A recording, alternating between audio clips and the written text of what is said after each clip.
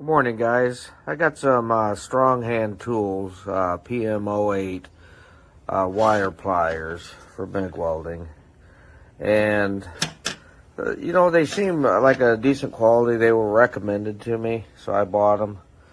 The only thing I don't like is like the handles. So, I don't know if you can see that. They're kind of more of a plasticky feel than a rubbery feel. But other than that, they seem quality. Thanks for watching, guys.